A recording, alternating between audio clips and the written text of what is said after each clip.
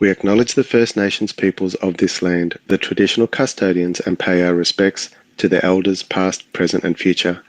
We recognise the ongoing impacts of colonisation and the importance of a voice to Parliament to ensure the sovereignty and self-determination of First Nation peoples is respected and upheld. We commit to working together towards a just and equitable future for all Australians. Hi, I'm Keely, and it's Tuesday, the 25th of April, 2023, Anzac Day in New Zealand and Australia.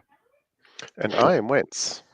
And you are listening to The New Blurt. The New Blurt.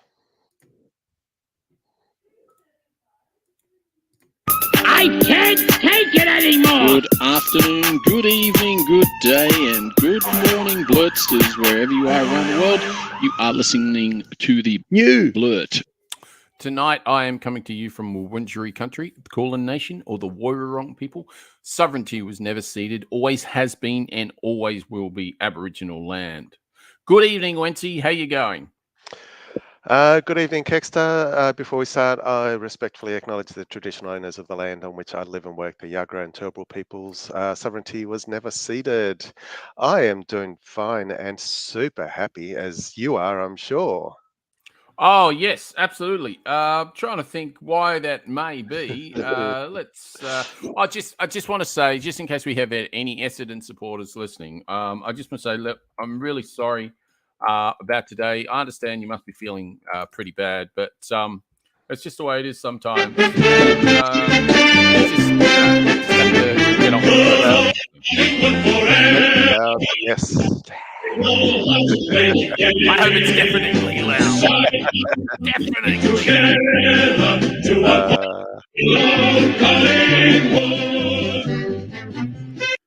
Yes. Yes. Our old friend, I can't remember. I had a very loyal watcher for quite a while, and I can't remember what her name was, but I know she didn't like Collingwood. No. Oh, yes. She's a Geelong supporters fan from memory. Yes. Well, we beat you too, Vicky. So there you go. Yes. So 28 points down. You just can't put us away. That's basically what it comes to. But big comeback in the fourth quarter. Absolutely. But look, enough of that. Tonight's show's not about the pies, although it should be, really. But obviously on Anzac Day, we give thanks and commemorate fallen heroes as per the title of the show. I don't have anyone directly or indirectly that I know of in my family that served, etc., who's alive anymore. Do you know of any history in yours? No, being an immigrant, I have no direct connection to it. I do deeply respect, and it does bring a tear to my eyes every year when Anzac comes around. I've been to one, maybe two dawn services. Oh, really? Or commemorations. I think one dawn and one during morning, like mid-morning type event, community events. But I don't know of anyone directly like yourself, but my partner, her granddad and grandma didn't serve during the war, but during the war they were doing things to help the country. Things like I think her granddad was worked with in mechanics or something to do with trams or transport or something. Right. Exactly. So there was a war effort, as it were. Yeah. It was interesting today. I was in the city watching the Pies win, and the amount of even young soldiers that had sort of medals, etc., that were in the pub that I was in, just felt humbled by what they must go through, etc. I've never been an advocate for war. I'm still not, and not many I've agreed with. I think World War II and World War I's probably a little bit different. You sort of just get sucked into the vortex of just trying to protect yourself, I suppose, in the end. But most of the other ones I'm pretty much against. Against all of them really, but some you may not have a choice, as it were. But yeah, no, look, it's an amazing day, and I do like the way that the players, and particularly on Anzac Day, commemorate it all through all of the Anzac Day AFL games. Is so much enormous respect for what's come before. So it is an amazing day. And Darcy Moore, the is he captain of Pies, who accepted the trophy this evening? Had a beautiful speech at the end when he accepted the trophy, thanking all the service people who've lost their lives, who are currently serving, and their families who also suffer. So he made a great speech. He's really good. Not only is he an amazing footballer, he's a very articulate, erudite young man. I'm not sure if he's 30. He'd be somewhere near it now. His dad, Peter Moore, is a very classy guy as well. So he's, he's taught him well. From that ex-Collingwood player, of course, for those playing at home. And Melbourne as well. But really, I suppose we can't go any further until we talk about the wonder boy, Nick Dacos, who's like 20 years old, and it looks like he's going to win a Brownlow in his first second year of football. Let's hope so. It's just ridiculous. But even him being nearly 20, the Anzac Day medal speech that he gave was not bad for a 20-year-old as well. Just a really classy individual. But before we go any further with any of that, I thought I might just give the rundown for the show tonight. So we're gonna have a party in the USA, and as usual, it's not much of a party. We're gonna just touch on a little bit abortion laws in the US that are just going nuts at the moment. There's another one just been passed, I think, in North Dakota by the governor of North Dakota. He said that I think it's the first 6 weeks. Within the first 6 weeks, you can have an abortion. After that, you can't. And then obviously, there's many women that don't even know they're pregnant in the first 6 weeks. So that's brilliant. And also, that doesn't take into consideration rape or incest. So wonderful man. Tucker Carlson of Fox News. Actually, I've got a little bit on Tucker Carlson, but we'll talk about that in a minute. Because he's now just left Fox News, and he's apologized on air now, so I'll play that later. And then obviously we've got the Dominion happening there and Crikey as well, so we'll touch on that a little bit, and we'll touch on who's running in 2024. Chinese takeaway tonight. Talking about people are now coming back to China from a tourist perspective. I believe you had what was your segment you were talking on Chinese takeaway? Chinese outposts and the latest on that. Chinese outpost as in police outposts in the US and abroad, other countries. Okay. Something that I touched on in a previous episode, but I'll get into more details later. Excellent. And last but not least, we're talking good news. And tonight I'm going to talk about the hairy-nosed wombat making a comeback. Many people thought that, unfortunately, them might have been extinct. But it doesn't look like they are. They've got a little bit of footage. I've got a little bit of show and tell. Awesome. So, yeah, we'll do that. And that should wrap the show up nicely. Now, before we go any further, the thing we do like to do each week is when we give ourselves or give each other or whatever it is homework, we like to actually do some research on the homework and give the listeners a little bit of information. Now, my homework was to find out and get a specifics on what pigeons do when it comes to diagnosing cancer. Now, I talked about leukemia last week. Now, look, I was around the mark, but I wasn't as exact and specific as I'd like to be. So I have a tiny little video. It does not go for very long at all, but it will show you exactly. It will show you. Yeah, it will show you exactly what they do. So it only goes for a couple of minutes, so just bear with us. Disparaged as rats with wings and often declared a public nuisance, pigeons must be one of the most unloved birds. But scientists are finding that these city birds may deserve more respect than we have traditionally granted them. Research has already shown that pigeons can distinguish emotional expressions on human faces, letters in the alphabet, and even paintings by Monet versus Picasso. It turns out pigeons, whose brains are just the size of a walnut, can practice pathology as well. That's nuts, isn't it? It really is. Walnuts, in fact. Very true.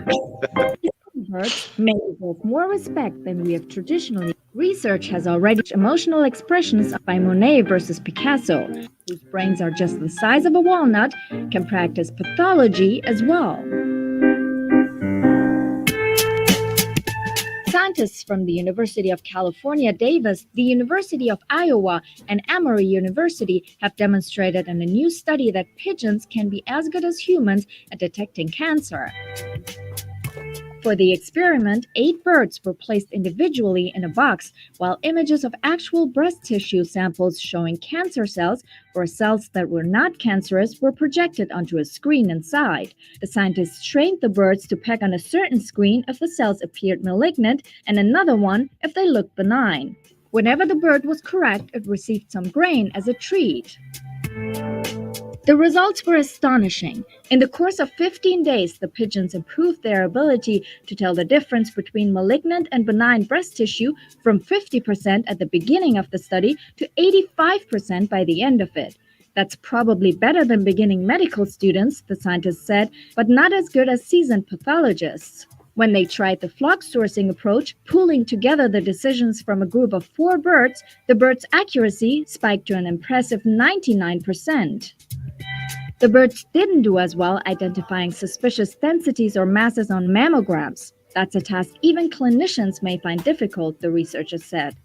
But the scientists think the remarkable results from the study could help them find efficient ways to train humans on how to detect cancer visually and prove useful in developing new image-based diagnosis technologies. So that was my homework. And as you can tell, I was near the mark, but that's just phenomenal. It just shows you how smart they are. Just incredible stuff. Amazing birds. It was indeed.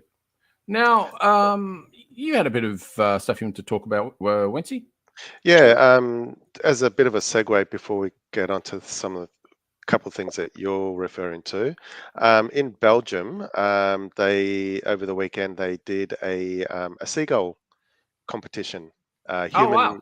Yeah, so a seagull screeching competition where they get humans to imitate seagulls, and the best Please prize tell me. goes. Please tell me you've got show and tell on this. I sure do. I have show and tell fantastic. for this. Excellent. So the winner is determined on best vocal imitation, as well as some points are given to them imitating, dressing up as well.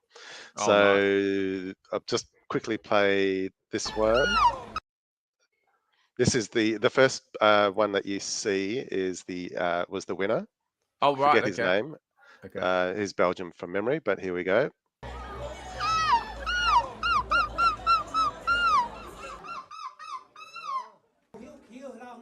Holy crap. This lady came second. She was dressed up in a feathered outfit. I'm voting for her.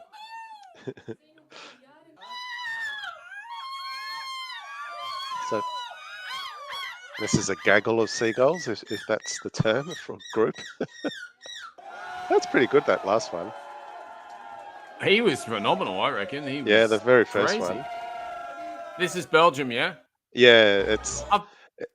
I've been to Belgium. That doesn't surprise me. It is a really fucking boring place. So that does not surprise me at all.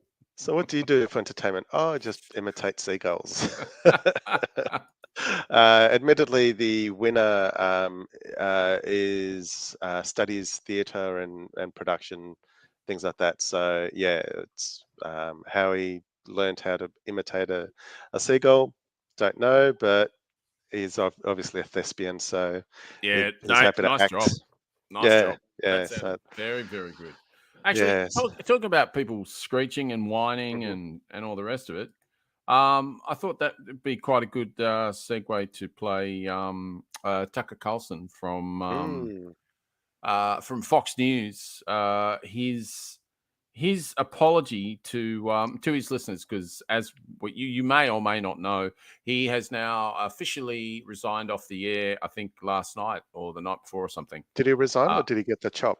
Oh, no, Rupert obviously pushed him off because Rupert Yeah, okay. knows that he's in deep shit with the Dominion lawsuit and now the Smartmatic. So a lawsuit, which is 2.7 billion. So it'd be interesting if he goes for settlement on that one as well. He'll be down probably 1.6, 1.87 billion, something like that. So we'll just see where it goes. Anyway, this is Tucker Carlson's on-air apology. So enjoy this. There's much fallout this evening, and there will be for months. We are admitting that we lied to you for saying the wrong things about the 2020 election. Now, why is that? Well, the truth is Donald Trump lost the election. And no, we didn't tell you because we don't care what you think. Now we have to pay hundreds of millions of dollars. We were wrong. We are completely irresponsible, and we're sorry, America. I'm sorry for repeating something that was untrue. I'm sorry. I just got to take a quick break and go cry in a closet while squeezing a stuffed animal. For those listening on the podcast, that was not him continuously saying that statement. It was a mashup of all of his commentaries that he's had over the years. So that's quite funny. Very cleverly stitched up. Thank you very much, The Daily Show. Very, very nicely done. Nice one. Very, very nicely done. Also, I did have another show and tell. Have you got another show and tell in banter before we crack on? I think we're starting to run out of time. I'll put them in the show notes, but I just quickly wanted to mention the sad passing of Father Bob Maguire in Melbourne. Oh, yes. Who was a much loved priest, even for a non-religious person like myself. I admired his dedication to the people around South Melbourne, with his foundation that he formed, and the other person that we lost this week was Barry Humphries. So another icon. So yeah, we've lost a couple of big people. Tip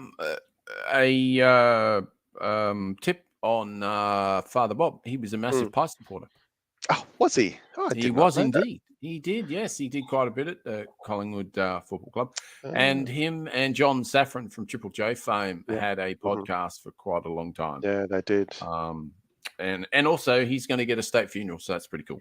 Yeah, I saw that this evening. That's pretty cool. Well deserved.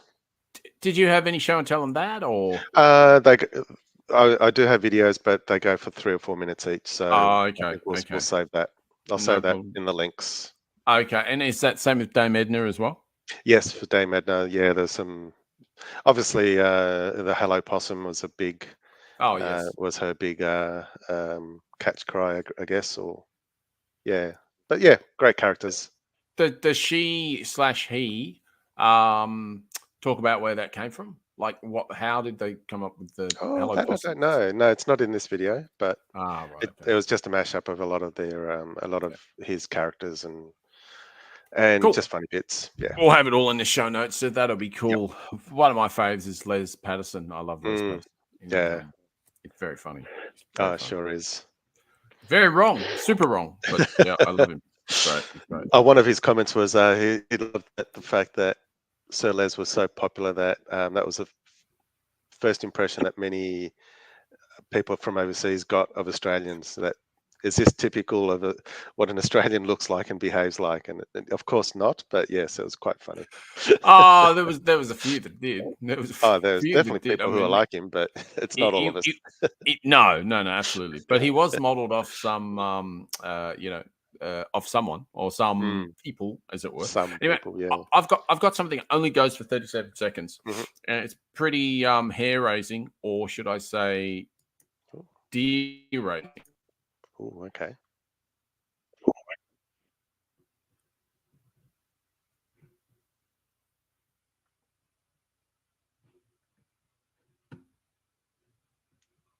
Don't have any sound, which is fine.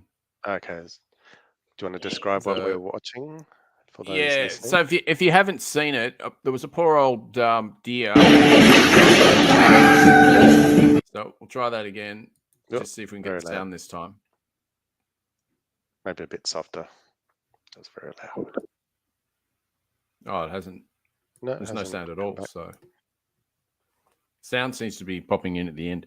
But yeah, so for anyone on the pod, the link will be in the show notes anyway. But yeah, poor old deer got stuck in someone's house in Alpha, which is at the back of sort of where we live in Moonee Ponds. It's probably only about 9 k's away from here or 10 k's away. So you're talking about a full stag in a little house, and yeah, the poor thing smashed itself around, and there was blood in the house, and blah blah blah blah blah. It was pretty bad. But apparently so that was that's here in Melbourne. Yeah, absolutely, Wow. not very far from me at all. Yeah. Apparently that's happened a few times out that way, because there's a bit of bush. It doesn't take that long to have a bit of bush out there, and the deers are overriding. So I don't know what Is that that means. in the suburb of Deer Park? Yes. No, I heard that. I heard that, and I can't give you anything more than this, I think, which is for that one. But that was a good attempt. For those who don't live in Melbourne, there is a suburb called Deer Park. Northern That is suburbs, true. from memory. That is true. That is true.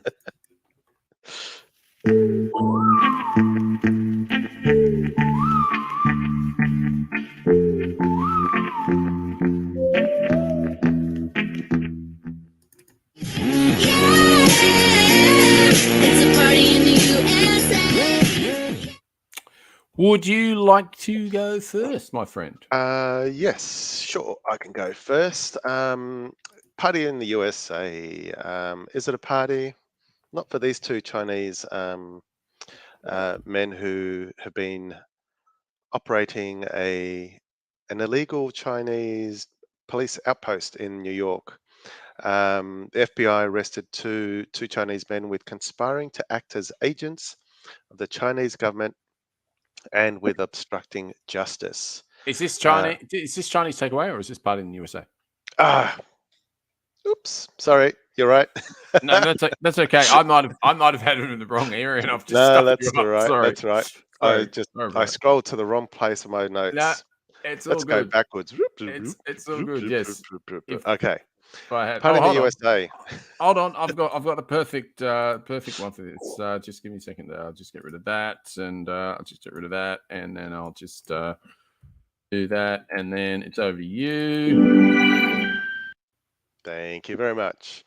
For the past 3 weeks, Biden has been spruiking his green initiatives with things like the proposed regulations to speed the transition to electric vehicles, committing $1 billion to help poor countries fight climate change, and is preparing for what could be the first limits on greenhouse gas emissions from power plants in the US. But young voters in particular might turn their backs, or at the very least be very unhappy with what he's doing, because just a few weeks ago he okayed the $8 billion Willow oil drilling project on pristine Alaskan land.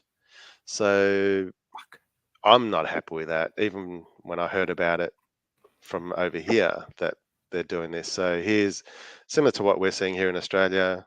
Yes, we want to Yes, we want to reduce our effects on the climate, but hey, we'll open up 100 more coal mines or 100 oil drilling projects. So yeah, so Biden's not bit on the nose with some of the voters. What else can I say about it? You've also got to take into consideration that this week he'll probably be announcing that he'll rerun for the election. In I think 2024. he's already done that. Oh, he has. Okay, and in fact, I will outline that in okay. when I I know it was happening either Monday or Tuesday, depending on what time zone we're in. So I couldn't. Yeah, I didn't know that would happen. So I knew it was suspected that he was going to run. One young voter by the name of Alex Harus, who's 25, said he and other young people felt betrayed by the Willow decision after Mr. Biden had pledged as a candidate that he would end new oil drilling on public lands. And he went, period, period, period, if anyone remembers.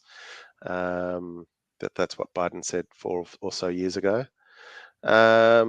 Many other activists have also been interviewed, and they've all been pretty upset with his decision on the Willow drilling project. What else? I don't think any of these things encourage people to forgive the Biden administration for projects like Willow, said Mr. Harus. Young voters see our future getting thrown out the window. We need Biden to take on the industry. Otherwise, there's not much for us to hope for. All of that is true. All of that is true. Mm, And unfortunately, not quite like this country, but sort of similar. They have to keep voting for him. mm. It's as easy as Yeah, that. because otherwise, if you go the other way, They'll it'll be just even worse. Oh, sure, absolutely, it will be. Yeah. It'll be terrible. They'll just kill the country Yeah, because they're that stupid. yeah, that's exactly right. So Yeah, so pretty upsetting for Yeah. most of the world, especially when we see the US as we look up to the US as leading on many things, and we hope that they were going to do more positive projects for the climate and things like that, and hopefully get our countries, our governments to then follow suit. So it's a bit of a slap in the face for, especially after what he said during his campaign to become president, that he would never, ever open up new oil drilling projects. So, yeah, very it's- disappointing. So yeah, pretty. it is disappointing. I totally agree. Pretty despondent sort of Yeah. stuff. Yeah, But, so that's my part in the USA story. Not very which happy unfortunately, one. yeah, well, this is the thing, isn't it? Party in the USA is so ironic because it just Mm. never is. It just No. never is a party. It's just so much horrible, toxic Mm. shit happening in that country at the moment, and don't even get us started on. I mean, you probably know this anyway, but I read this the other day. I mean, the number one way for kids under 12 to die in America is by gun, which is Mm. just Yeah. ridiculous. I mean, that's Yeah. just unheard of. Yeah. It's, I mean, And if you're of color, that's probably even more so. yeah. Well, as you know, we've had Ash on before, and Mm. Ash is Jamaican, wasn't he? no, Born in, yeah, he was I either think he was born born in over Jamaica. there. Yeah, I think Can't it was remember. somewhere around there. I Mm. think you're right. I think he had a white mum and a black dad, and they were from certain different areas. I can't remember, but he was when he was in America, he was saying to us, if you remember, that if you get pulled over for whatever, you just instantaneously put your hands up, etc., etc. Mm. It's just Yeah. like just give them whatever it is they want and make sure they can see your hands at all times. It's just Mm. disgraceful Yeah. that they have to react that way. You know, Yeah. it's really terrible. Yeah, exactly. But anyway, yeah, look, I think that's really bad about Mm. that. I mean, it's the same sort of deal that they're trying to open certain amount of coal mines here as well, and you're like, well, you know, that government sucks, which they do, but you have no choice because the other Mm. government is just an absolute. Sorry, the opposition are just an Mm. absolute waste of time. Yeah. Yeah, exactly. You know, so I'll tell you something that isn't a waste of time Mhm. is the blood bank. And I think we've been very lucky to get some community service announcements on this Mhm. show because, Correct. as I have said before, very, very pro the blood bank. And I've given blood about 49 times or whatever it is. So, yeah, so if you can, do give blood and or even plasma, and because they need it all the time. And very soon, as I say, hopefully within a month or so, we should get someone on from the blood bank, or what are they called now?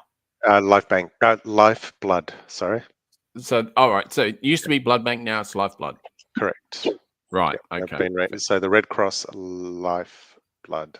Lifeblood. Okay. Fantastic. All right. That's yeah, okay. Lifeblood, as it were. So Lifeblood, and we'll get someone on from Lifeblood, and that'll be fantastic. You and Yeah, I need can't to wait. formulate some questions. But before we do, we'll just have a listen to this, and I'll come back and talk about a couple other things in Podium USA. When you give blood, you're more than just a blood donor. You're the lifeblood of Australia. Search Give Blood and book your donation with Australian Red Cross Lifeblood today. Give life. Give blood. Okay, now I understand why it's lifeblood. That's that makes sense to me now. I get that. I do get that. So what I want to talk about is who is running. I mean, at the start of the show, we talked about a couple of things. I'm not going to go into any more details on those, but who is running in 2024 for the American elections? And the people that we have who said they are running is, as you just said rightly before, President Joe Biden. So he will have to be the oldest president. He'll have to be the oldest president to have run again, hasn't he, for a second time? I'd reckon he'd have to be. I mean, it'd be pretty hard to be older, I would have thought. To be any older, you'd probably be dead. Yeah.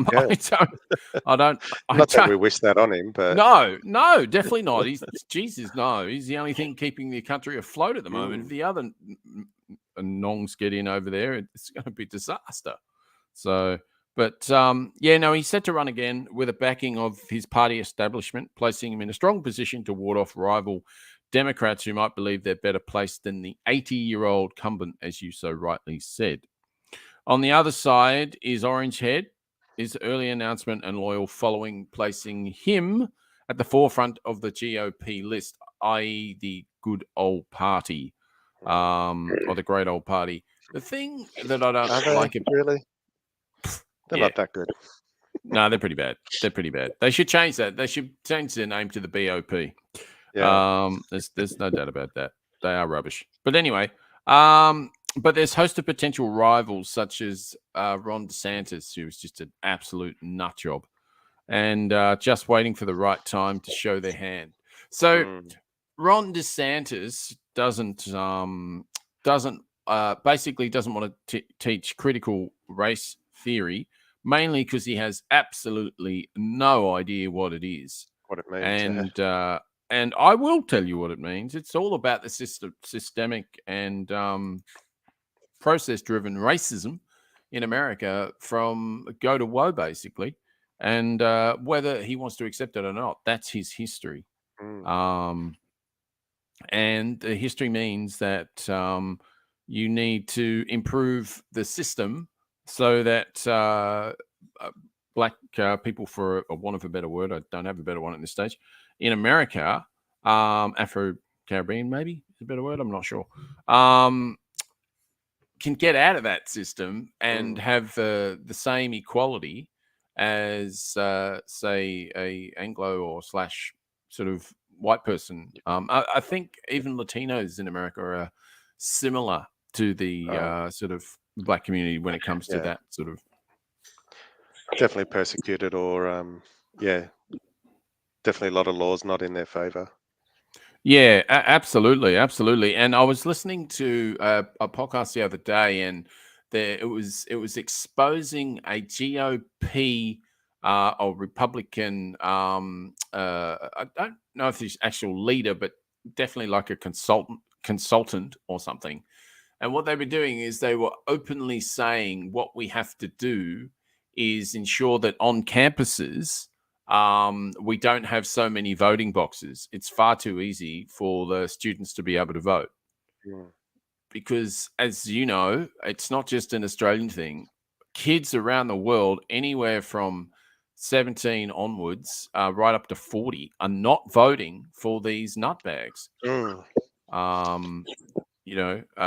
In America last time, in the last election, which was against Herschel Walker and the Democrat incumbent. I can't remember who it was.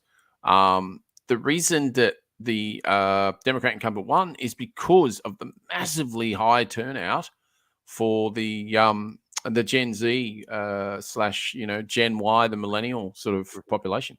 Oh, right. So that's what's getting them over the line at the moment, and that's why the Republicans are so concerned and worried and trying to work out all different ways to gerrymander so that the Gen Z, Gen Y, millennials, they basically just can't vote. It's pretty terrible. It's pretty terrible stuff. So. I wonder if politics would be different in America if they had compulsory voting. Look, it's a really good question. I think when I was younger, I didn't agree with compulsory voting, but I definitely do agree with it as I get older. Because I can't. I don't know. I'm not sure. For me, if you don't vote, you can't complain about what governments are doing. I totally 100% agree with that. But should you be compelled to vote? So if it's compulsory voting, right, but you didn't want to vote, you have to vote. So you're probably going to donkey vote, or you might even vote for someone who's crap because you don't care. Which we have had in Australian politics, but I think making it compulsory, even if you have those thoughts, I've got a feeling that those people eventually will go, all right, I had fun last time. I'll just put a vote for a more serious party this time. I don't think they would do that all their lives. I think eventually they'll get the point. I think it's a good call. So I'm not sure. I am definitely in favour of compulsory voting, but I'm not quite sure. But so just having a look here. So as we know, Joe Biden's running.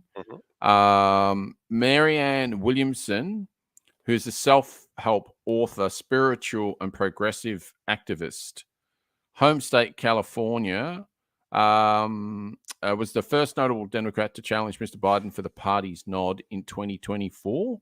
Oh, right. Okay. Once known as Oprah's spiritual advisor. Right. Oh, okay. And she's challenging Joe Biden because she believes she can contribute to the harnessing the collective sensibility that I feel is our greatest hope at this time. Well, look, I don't blame her. He's 80. Yeah. But this is the one I don't understand. Robert F. Kennedy Jr. Right. Environmental lawyer and anti-vaccine activist. Anti-vaccine, right? Okay. That's why I said it slowly. Anti-vaccine activist. He's 70 in 2024. He is filed paperwork to contest the 2024 primary as a Democrat. An environmental lawyer by trade, Mr. Kennedy is more widely known as an outspoken anti-vaccine campaigner. Worst part about that is that puts him on the Republican side many times, or with the nut jobs and the cookers, and that's I don't think that's a good thing. I don't think so. His anti-vaccine activism has elicited strong rebukes from other members of the Kennedy family, as well as from his wife. Although she's supporting his presidential run. Ms. Kennedy has previously said his top priority of 2024 campaign to end the corrupt merger between state and corporate power that's ruined our economy, shattered the middle class, polluted our landscapes, waters, poisoned our children, and robbed us of our values and freedom. So you read that and you go, excellent. He might be a good candidate. Yeah, be really good. And then you have to, yes, correct. Then you have to throw in the anti-vaccine. You're like, oh God, how does that equate? I'm not sure. So I don't know. I am not sure at all. How can you believe in science on one side for the climate, but not at the medical side? And is in anti-vax just for COVID, or is in anti-vaxxer for all vaccines? Yeah, it's a great question, and I'm not sure. But the link will be in the show notes if you want to discover a bit more on that one. But yeah, so that's an interesting one. Just so from the GOP, I don't even know if Ron DeSantis has said he's running yet. I'm not sure. He's the governor of Florida. He's all about the "Don't Say Gay" bill, etc., etc. But I know is he the idiot who was born? No, who said that he was anti-gay, but he was dressed up as a woman for no, that's George cabaret. Santos. Santos DeSanto. Yes, DeSantis. Ron Okay, DeSantis that's and George Santos. right. Yeah. That's why I'm getting confused. Okay. Yeah, no, that's fine. He's Ron DeSantis is, or as Orange Head likes to call him, Ron DeSanctimonious. He's got a name for everyone, hasn't he? Yeah, he has. He's got a few names for him actually. Anyway, he is the governor of Florida. Mhm. Yep. And he won Florida pretty easy for them last time. But I'm not sure exactly where that state is going from a progressive. But I think there's a big gerrymander in that state. I'm not 100% sure, but there definitely was a massive one in New York, and that's why the Republicans won that one. Yep. And the Democrats weren't awake to it enough. But anyway, that is enough Party in the USA for this week. Yep. I think Ash wants to say something, and after he does, we'll have a bit of Chinese takeaway. Hi, it's Ashley Fizame here, and you're listening to the New Blurt with Wencee and Kegsta. I like Chinese. I like Chinese. There's 900 million of them in the world today. Walking on the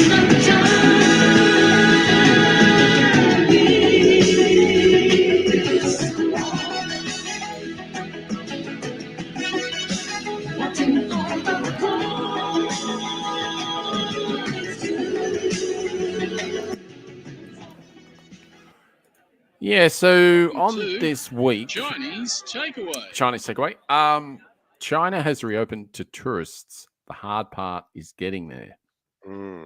So check-in line for China Eastern Airlines flight to Shanghai, New York's international airport last week. I'll just show that for a little bit of show and tell. People on the pod, shockers. That's all you really need to know. Shockers. Just your everyday international terminal. But probably more so. Pretty much so. So when the Chinese government announced last week that it would fully reopen, this article is a little bit old, but it still stands to reason that many people on this pod wouldn't have heard about it a lot. Of relief to millions of Chinese immigrants overseas who've been separated from their relatives in 2020. Flood of visitors has yet to arrive. Lu Wei, 62, who lives in San Diego, recently spent hours at a local travel agency filling out heaps of paperwork to get there. She bought a ticket for later this month to reunite with her sisters in northeastern port city of Dalian. Round-trip business class tickets from San Diego to Dalian cost between $6,000 and $10,000, and she said double what she typically paid before the pandemic. Wow. I've heard this a bit actually. Prices are ridiculous after the pandemic. I miss the choice and the freedom to go back and forth, said Miss Lu, who used to visit China every summer. It's been such a tragedy for us not to be able to go back to our own country. So for nearly 3 years, China's maintained some of the harshest travel restrictions in the world. And what's interesting about that is it's only recently that they've been allowing people in the country and they don't have to have COVID tests. That's right. And for the longest time, you have had to have COVID tests, and during that time, when Chinese traveled here or somewhere else, and they had to have a COVID test, they was complaining about it. And you're like, "Hello, seriously?" Yeah. But anyway. So for nearly 3 years, China maintained some of the harsh border, blah, blah. The ruling Communist Party enforced a zero COVID policy. You remember we spoke about this last year. They locked down a city of 20 million people for like, I don't know how many days. Days and days, if not weeks in some cases. Absolutely just ridiculous stuff. And you remember how they just threw people in a room and then barricaded their door and just, they've got wonderful ways of doing things. Yeah. Overseas visitors who didn't manage to enter China were sometimes forced to quarantine for up to 2 months at their own expense. Wow. And some travelers, you're going to love this, some travelers even had to undergo, I just need to get this ready.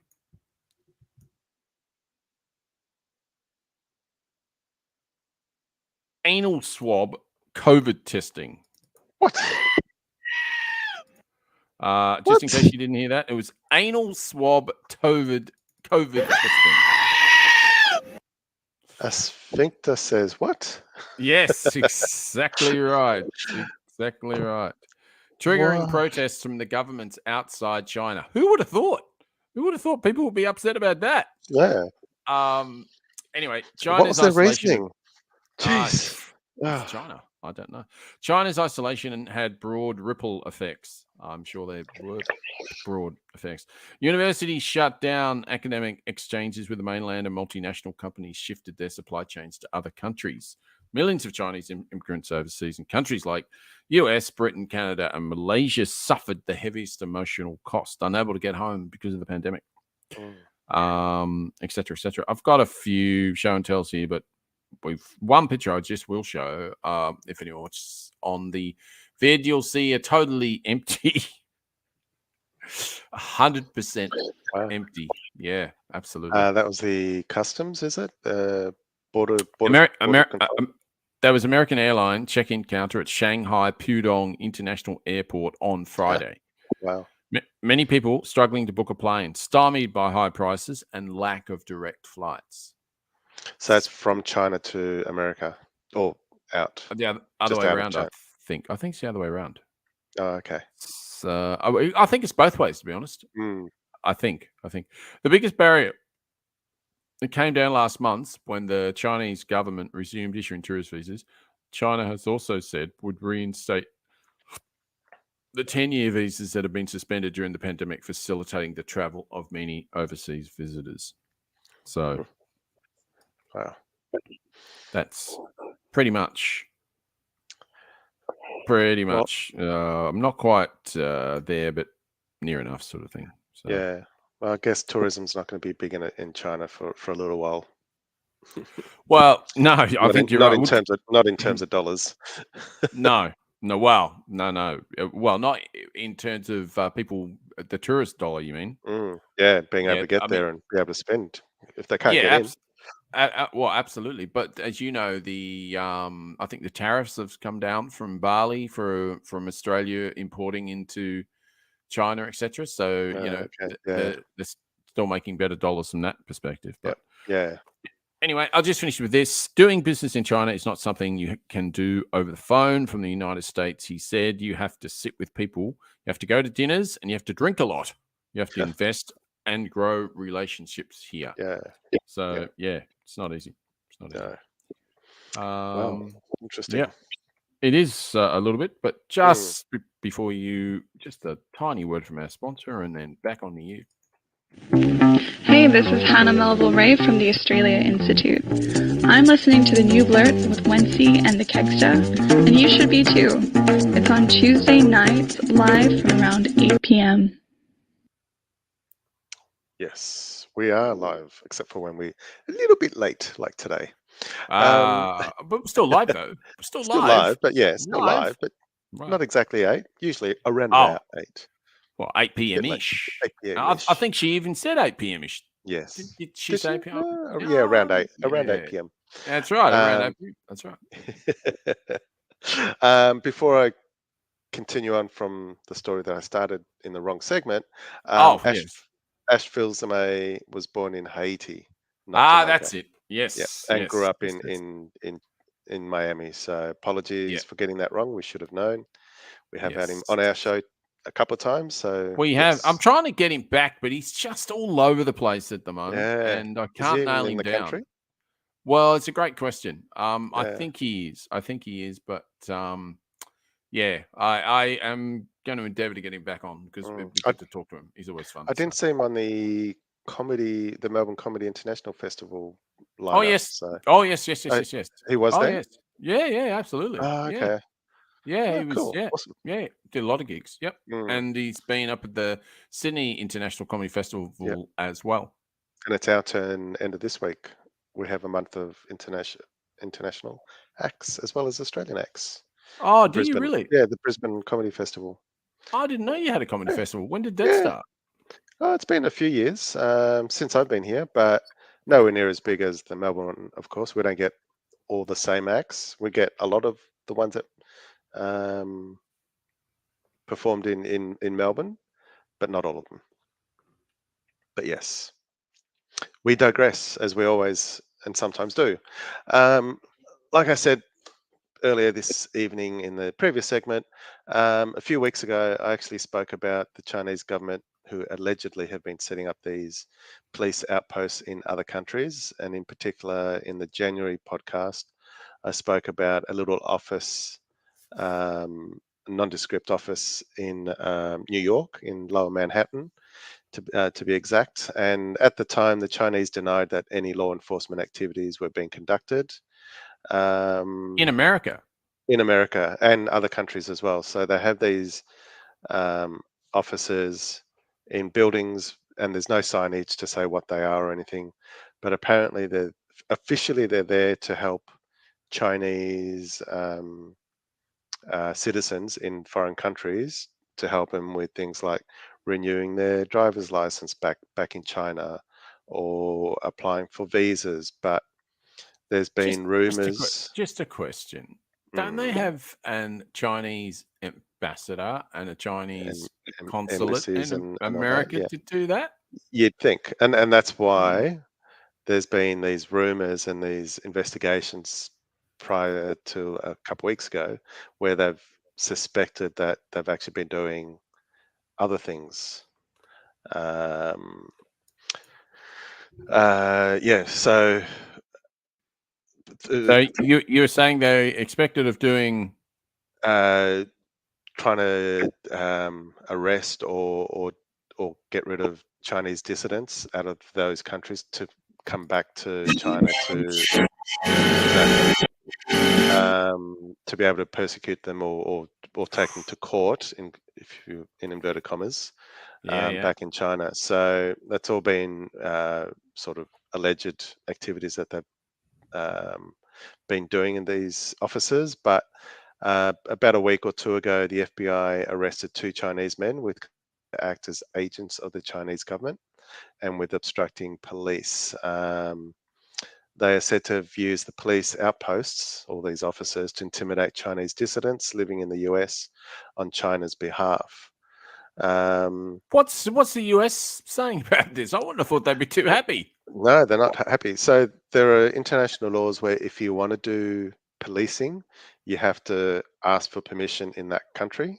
Right. Where you go to the consulate and talk to the ambassador and say, "Hey, I want to do this," and then you get both law enforcements working together, and you do your thing. But this has been all under the radar, hush hush. So they haven't talked to anyone about this. They've just come in and set these things up. Yeah, so hence That why is the FBI got so involved to prove all sneaky. this. Very sneaky. There's apparently over 100 of these offices around the world, in Ireland and other European countries, Oh my possibly God. even in Australia. I was going to say, in Australia, gee whiz. Yeah. So the charges were unveiled in the for these 2. One was against 34 Chinese police officers accused of harassing Chinese nationals who lived in the New York area, and another charge was against 8 Chinese officials accused of directing a Zoom employee based in China to remove dissidents from the platform. The Manhattan Police Outpost, court papers say, was overseen by the Fuzhou Municipal Public Security Bureau, a branch of China's Ministry of Public Security. It's one of scores of such operations around the world that have unnerved diplomats and intelligence officials. So the 2 men, one age 61 and the other one 59, came out of an investigation by the FBI and the US Attorney's Office, which conducted its operations without jurisdiction or diplomatic approval, like I said a few moments ago. That's unbelievable. That is really amazing. One of the U.S. attorneys in Brooklyn said, today's charges are a crystal clear response to the PRC, People's Republic of China, that we are onto you. We know what you're doing and we will stop it from happening in the United States of America. We don't need or want a secret police station in our great city. So with this, I'm guessing that the FBI are going to pursue this quite heavily to make sure it doesn't get out of hand and they can start controlling what's happening in their city. So augurs not go well Mm. for Chinese and American relations. I feel, unfortunately. Yeah. So, and it's happening all around the world, as we've seen with our Australian officials having diplomatic spats with China over the last few years, and not helped by the fact that we've sided with the US and the UK with the submarine deals, going nuclear and trying to acquire better missiles that have greater reach in the latest defense papers that was released by our government yesterday, I think it was, things like that. So yeah, not helping the diplomatic dialogue between us and China. No, That's not the for greatest. sure. No, it's not the greatest, is it? It's not the greatest.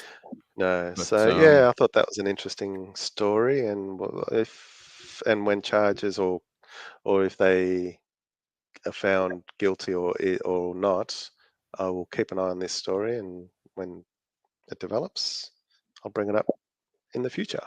No, absolutely. Absolutely. No, that's a really good one. Yeah, we definitely want to keep on top of that because not a good story. Not a good story at all. Curious. It's intriguing. Yeah, it is intriguing. There's no doubt about that. No doubt about that. So we will be back with good news because we all need some. Yay!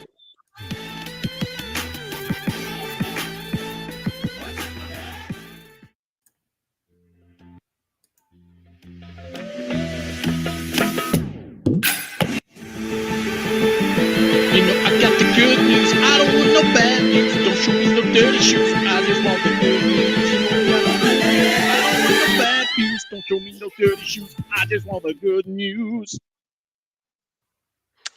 We certainly do. We certainly do, my friend. Over to you. Cool. I'm going to talk about a New South Welsh family who recently went on a holiday to cross the Simpson Desert, which is now called, had it here before, Munga Tiri National Park. Nice. Yeah, they're doing a lot of that, aren't they? They're renaming many of the national parks with First Nations names. We had a park close to where we used to live in Kelvin Grove. It was called Victoria Park. Now they're calling it Barambin, I think is how you pronounce it. So yeah, we're starting to nominate or call them by their First Nations names that they used to have. So, which is good. I agree. A great nod.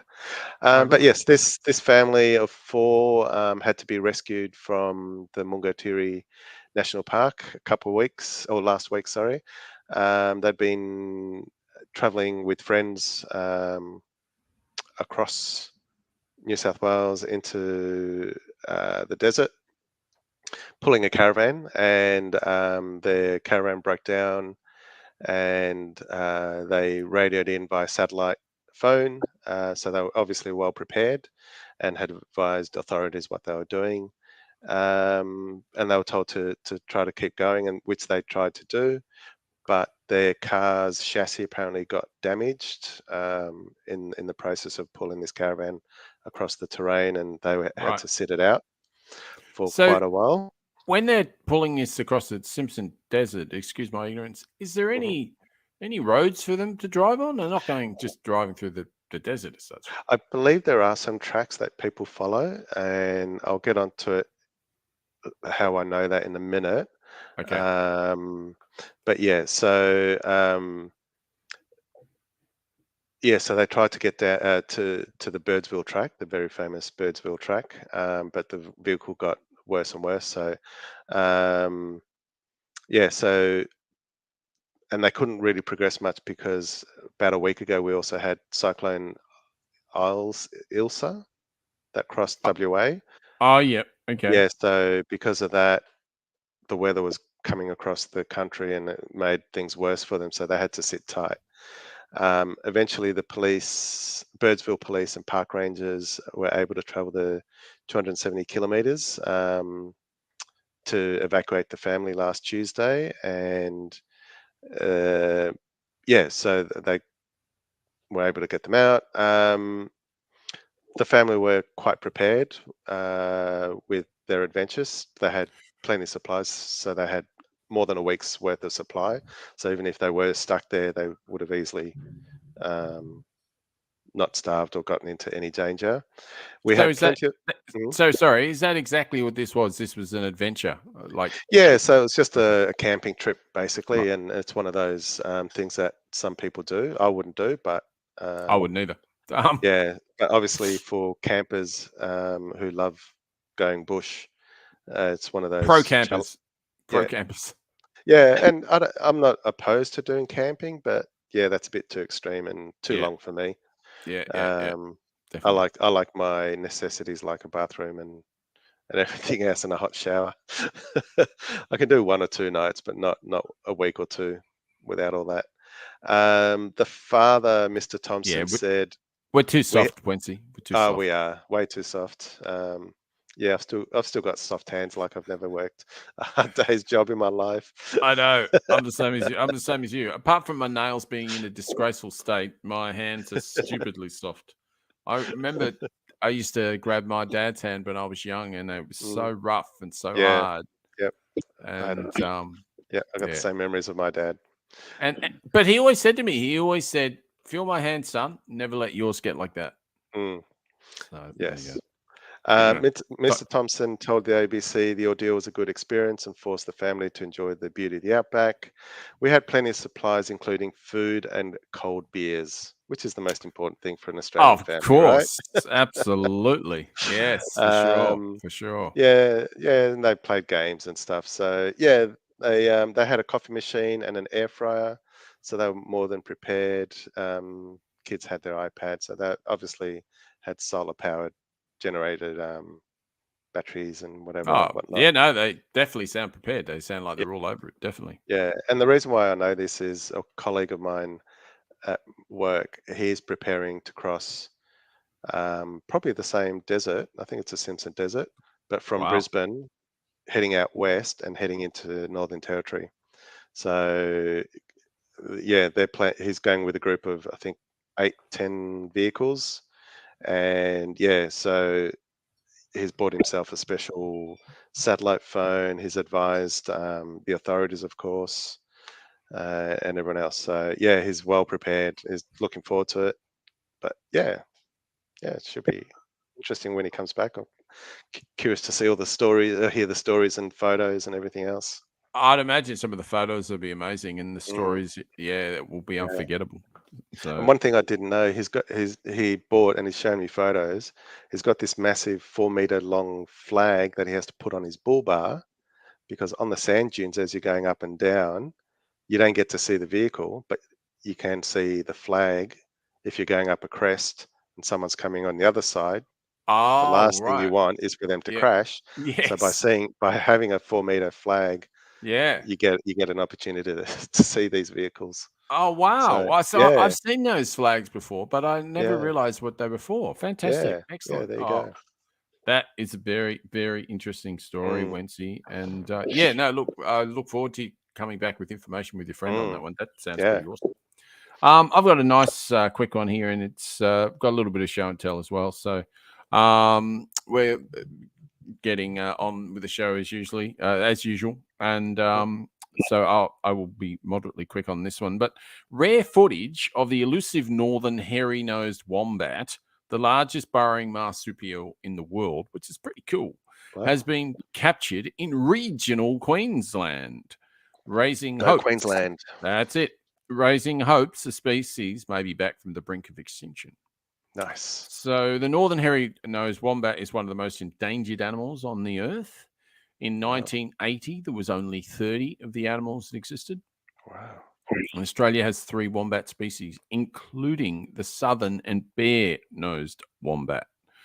It used to be widespread throughout Queensland, but it's critically endangered now. And I imagine, I'm not sure, but I imagine that's from tree felling and land clearing and all that sort of bullshit, I assume. Yeah, I'm guessing so. So the Australian Wildlife Conservancy photographer, video Brad Liu, unexpectedly captured the footage of one of 16 mammals believed to call Richard Underwood Nature Refuge home in southwest Queensland in October. And I have a tiny, very small video, but well worth having a look at. Okay, let's have a look. Of the little creature. So here we go.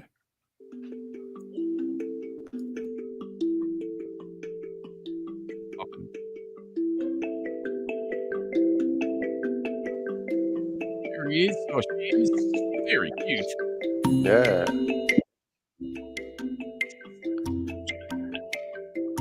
Probably a bit stunned by the bright light. It's like, why? Who's turned on the lights? They're a nocturnal animal, aren't they? Well, we don't know if it's like an infrared light or what the situation is, but that's pretty awesome. So it's very clear, high is, definition. Absolutely. If you're listening on the pod, the links will be in the show notes as always. And it's worth having a look at because it's super cute and it's a fantastically good news story. There's a whole bunch of information on where it was, where it is. It's got a little map. It's not a huge article. It doesn't take a lot to read it, but I would totally read it in its entirety. It's worth doing so. I'm going to just finish with just a couple of things here. The northern hairy-nosed wombats are slow breeders, with females giving birth to only one joey a year. So that's obviously not going to help with extinction. Critically low population, losing one individual obviously is a big deal. So we know this amazing, unique animal is recovering, though very slowly, but it's still a precarious situation. We still have a long way to go. In the meantime, Mr. Liu is staking out the elusive animals was his dream gig. So that is pretty good news. Nice. Let's hope that population gets more and more as time goes on.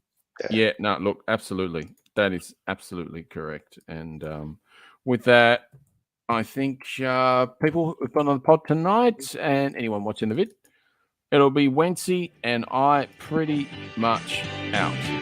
Pretty much. Wencee, you've got what do people do if they want to listen to the show and they haven't listened to the show before? Tune in to all your streaming services, your podcast services, and do a search for the New Blurt. You'll find us everywhere. Or you can subscribe to the newblurt.substack.com. Email us on blurtstar@gmail.com. Or if you fancy social media, we've got Twitter, @blurtnew, Spoutable. We should be on @blurtnew as well. It's the same. Yes. It is and we're on Instagram as well. Of course. Yes. So we're on all the social media platforms. We do post regularly, not often enough, but we do post. Correct. Join in the conversation. We're happy to respond. Absolutely. And the really good news is our expert economist is back with us, Maria Taflaga. We've had a bit of a chat. She's been on a little bit of a hiatus. She's had a lot of work that she's been doing. But she will be with us, and she'll be with us in a couple of weeks' time. So hang out for that one. It will be excellent. And the fact is that when she comes on, the May budget, I think, is just around the corner. So it'll be perfect timing for us. So that'll be really good. So we'll start formulating our questions. And I've already sort of had a chat and said, look, we'll probably talk about the budget and anything else that you think may be relevant at the time or, what it is. But I think, definitely. It should be fun. It should be a lot of fun. So it's good night for us. Good night from me. And it's good night for me. Adios. See you next week. Bye. Oh, yeah. Go Pies. Go Pies.